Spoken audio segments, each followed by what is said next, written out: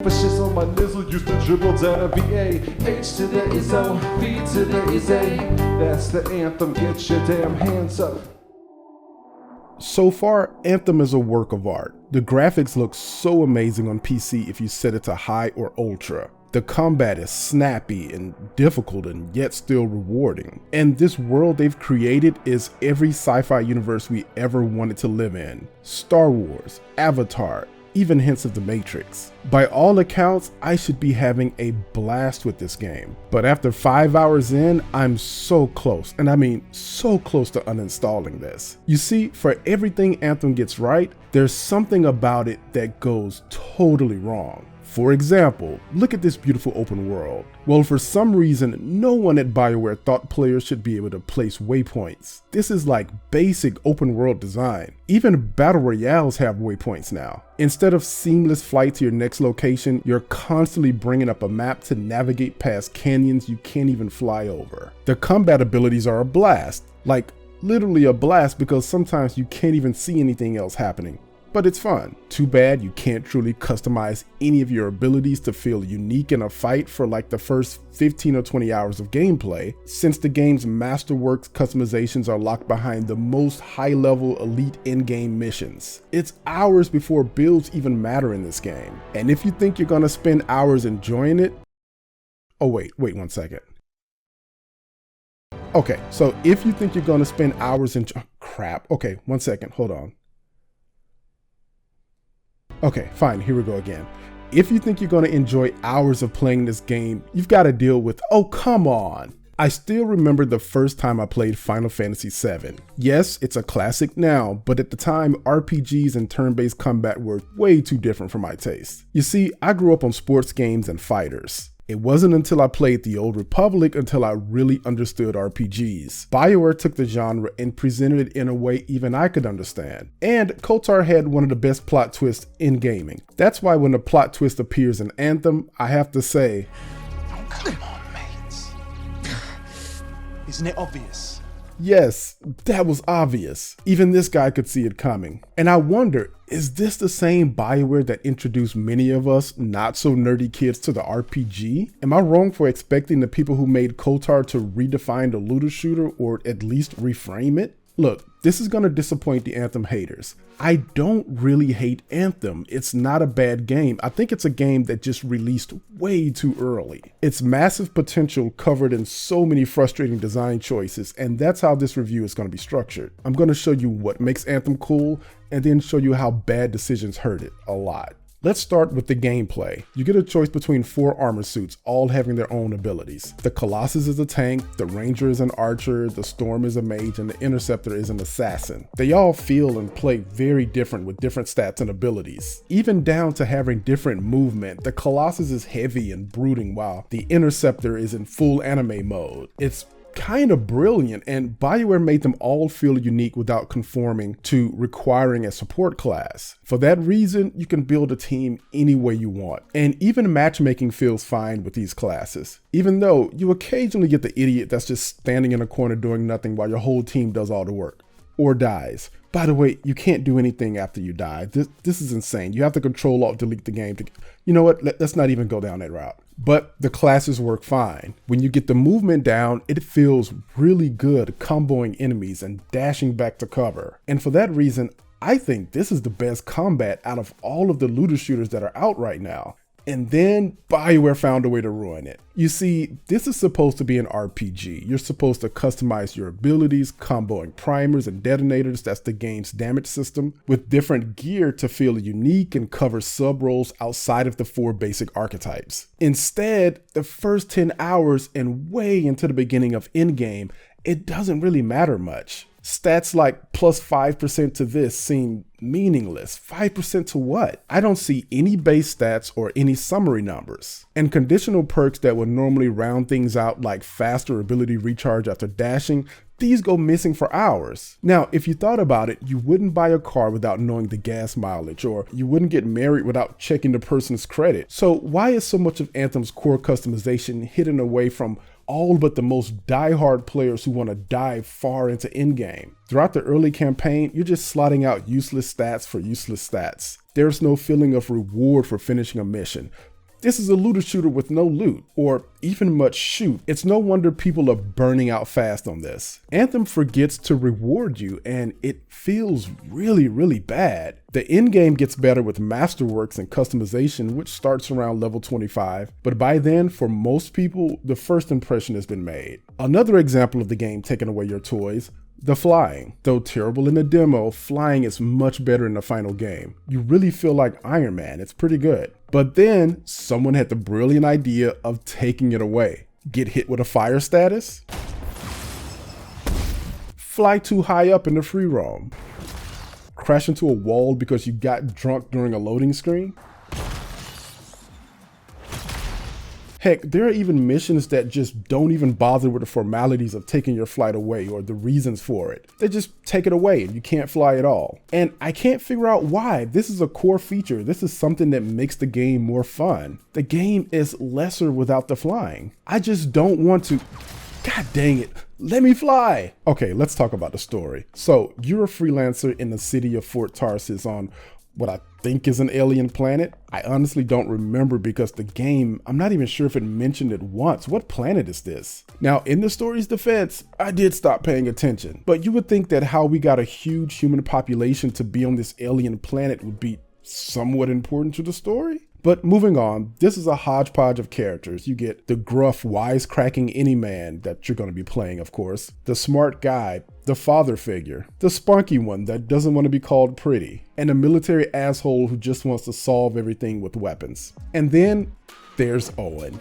Owen has to be the most obvious telegraphed character arc you could possibly imagine. But at least Owen is interesting. The other characters don't do anything relatable for the first 2/3 of the campaign. It's all about collecting artifacts and MacGuffins and we need this and we need that, and a bunch of things you barely care about if you didn't read the codex entries. But the story wants you to care about these odd items so badly. It isn't until later in the story until all of these characters actually grow a soul. When the story focuses on characters and their interactions, it's heartfelt. I forced you to go behind my back because I didn't want to be a burden. Caring about a friend isn't a burden. It's a gift. I'm not crying, you're crying. But up until that point, it's all about anthems and relics and words no one cares about. These stories should be more about the characters, not contrived sci-fi. And if you quit the story before it got good, I can't be mad at you for hating it. They could seriously cut out half of this campaign and it would be improved vastly. Because I gotta tell you, there's so much fluff in what is otherwise a pretty decent story. Now, trigger warning, because oh boy, this is where it gets really bad. Many people wouldn't hate the story if it didn't constantly grind to a halt. You do a short mission, loading screen. End of mission summary across many screens. Seriously, can we just turn the mission summary to one screen? Then another loading screen, then back to Fort Tarsis where you have to walk to an NPC, listen to the NPC talk for way too long, make what seems to be a trivial dialogue choice, listen to them talk even more. Cranky. Freelancers are gathering here again. Okay. They're coming from enclaves across Bastion. Okay, I got it. Then walk back to the arsenal, slowly I might add, watch another loading screen, do a short mission, and then back to more loading screens, more summaries, more loading screens, more walking, more talking, more walking, and more loading screens. Many of the game's missions come in 3 variations: kill all the enemies, collect the things, or stand on the point. If this doesn't bother you, fine. It honestly doesn't bother me that much. But combined with the constant trips back to Fort Tarsis to talk to NPCs and to walk through more loading screens, I gotta tell you, man, 4 hours in and I was drinking the pain away. It hurts. The pacing is so bad. The frustration is that the game keeps pushing you through these loading screens over and over. And dear PC gamers, if you don't have an SSD to install this on, I would be very careful buying this. To be honest with you, the loading screens aren't that bad, but the game keeps sending you back to Fort Tarsis after every mission, no matter how short it is. This could be easily fixed with in-game communications. Throw a character portrait on the side of the screen while we continue playing, updating mission objectives as we go. All this futuristic technology and no one has FaceTime? Come on, dog. That's not even the worst of it. If loading screens bring the campaign to a screeching halt,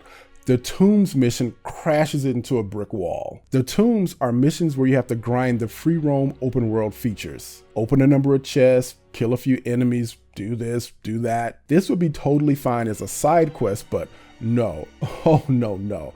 This comes dead smack in the middle of the campaign. You cannot, I repeat, you cannot finish the story without grinding the open world. I've heard of padding, but this is next level. And what's worse, many of the game's lesser explained features are required to understand before moving on through the campaign. For example, you need multi-kills, except at the time of this review, just blowing up a bunch of enemies isn't specific enough. You need to kill, at least I think, 8 enemies in 10 seconds without using an ability to accomplish a multi-kill.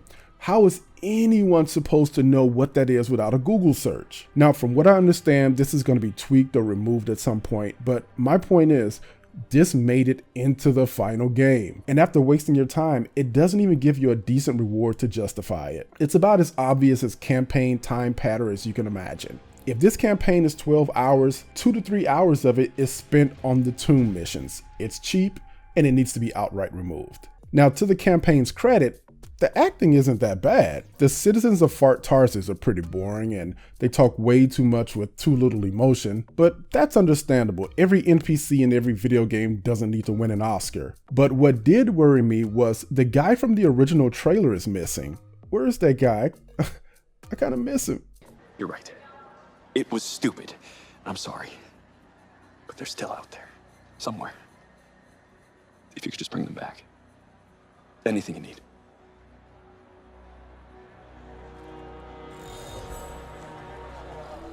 No, I'm not crying. You're crying.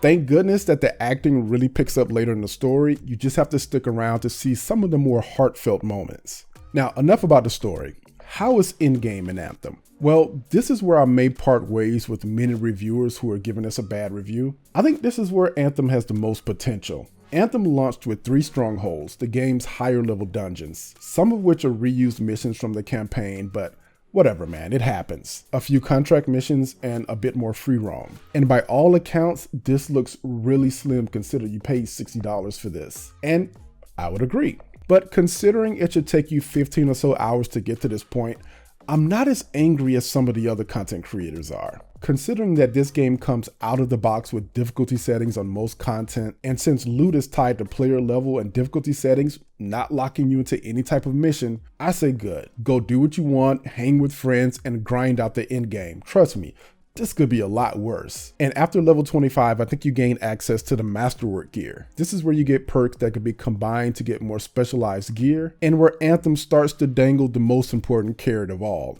uniqueness. The end game is worth about another 20 hours, at least bringing the game up to 40 or 50 hours for the most dedicated players. You can flame me for that opinion of saying, it's not that bad, but this game set out to be a looter shooter before anything. If you're expecting Destiny or Anthem or Warframe to be some grand sweeping space genre in 2019, you have to start expecting that disappointment and start taking responsibility for it. These are just going to be grindy looter shooters at the end of the day with a little campaign to do here or there. And for that reason, I say at the end of the day, Anthem isn't that bad. Frustrating? Yeah. Buggy? Yup. A waste of $60? That's a real possibility depending on what you were expecting. Is this the worst game ever? No. This game's crime is mediocrity. BioWare's crime is creating just another looter shooter in a time where they had so many games to learn from. Warframe is 6 years old. Destiny is 5 years old. The Division is 3 years old. That's 14 years worth of roadmaps on how to make an amazing looter shooter from a company that redefined RPGs a couple decades ago. I have no doubt that one day Anthem will be amazing and my money will be justified, especially since they won't be charging for DLC.